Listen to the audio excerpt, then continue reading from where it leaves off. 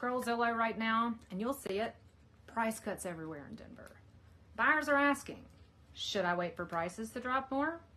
Sellers are asking, do I keep cutting my price or should I just offer concessions instead? Well, let's break it down so you can actually use this market to your advantage. First, here's the snapshot. Mortgage rates just dipped to around 6.5%, the lowest in 10 months. That alone makes a huge difference in monthly payments. At the same time, Denver is leading the nation in price reductions. We're seeing homes sit longer and delistings are going up too. So is this a buyer's market? Buyers definitely have more leverage than they have had in years, but sellers can still win if they make the right moves. Now, let's talk about price cuts versus concessions, because this is the #1 question on Facebook groups right now. A price cut is permanent. It lowers the purchase price, which means lower property taxes and a slightly lower monthly payment forever. Concessions, though, are different.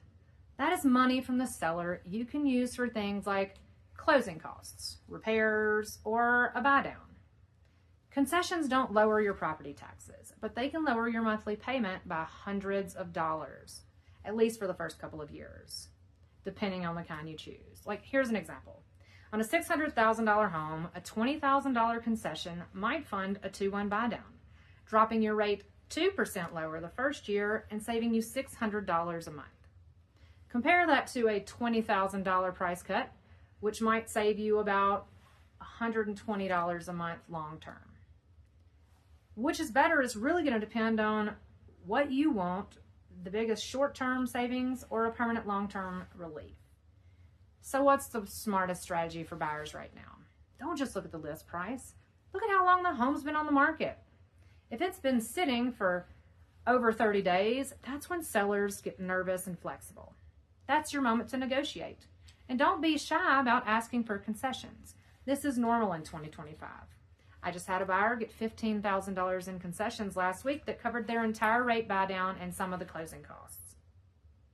Now let's flip it. Sellers, don't fall into the trap of tiny price cuts over and over. Buyers notice that pattern and they'll sit back and wait for the next reduction. Sometimes one larger strategic price cut puts you back on buyers' radar. And concessions, advertising them up front, like offering to buy down a buyer's rate, can get your home more traffic and stronger offers. Now, the question I keep hearing on Reddit, should I wait to buy until rates drop lower? Here's the thing. When that happens, buyers are going to flood back into the market and we'll be right back to bidding wars and multiple offers. Right now, you have a distinct advantage of leverage. You can negotiate and you can get concessions. Waiting might mean losing that advantage. So here's the truth. Buyers have power right now, but only if they use it strategically. Sellers can still come out on top if they price smart and market well. And here's what I have to say now. This market won't look like this forever. Right now, buyers can negotiate and sellers have options, but that balance could flip fast if rates or inventory change anymore. Don't sit on the sidelines and wonder. Call me. Let's map out a strategy that saves you money and positions you ahead of the market instead of behind it.